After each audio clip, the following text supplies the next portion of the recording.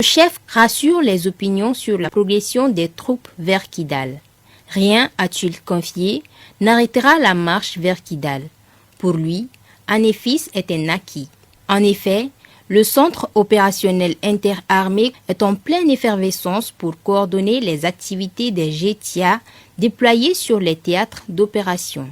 Une équipe pluridisciplinaire bien mobilisée trace l'itinéraire des hommes, leur progression, arrêt ou détour aéroterrestre pour remodeler et donner des directives tranchantes selon les situations. Sous le leadership du colonel-major Daouda Traoré, le centre opérationnel interarmé est en marche 24 heures sur 24. Pas de répit pour ces officiers d'état-major qui planifient au quotidien les défensives et offensives possibles sur le terrain.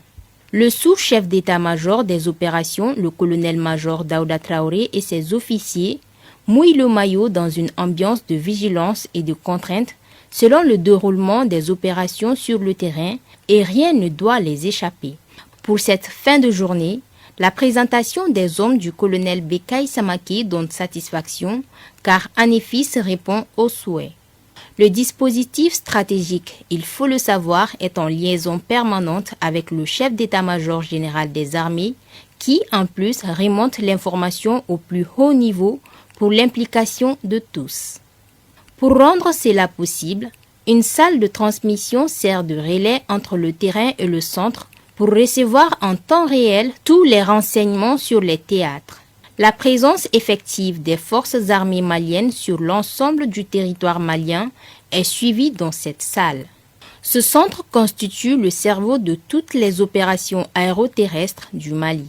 Ils sont en contact direct le centre de commandement des opérations aériennes et les autres composantes des forces de sécurité pour la libre circulation des personnes et de leurs biens.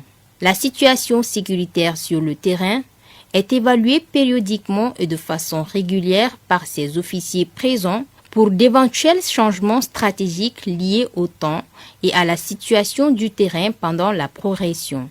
Malgré les difficultés liées aux aléas climatiques, aux poches de résistance ennemies dans leur progression, les FAMA poursuivent leur mission prudemment tout en limitant les dégâts collatéraux. Des opérations aéroterrestres sont menées pour mettre hors d'état de nuire les marchands de la terreur.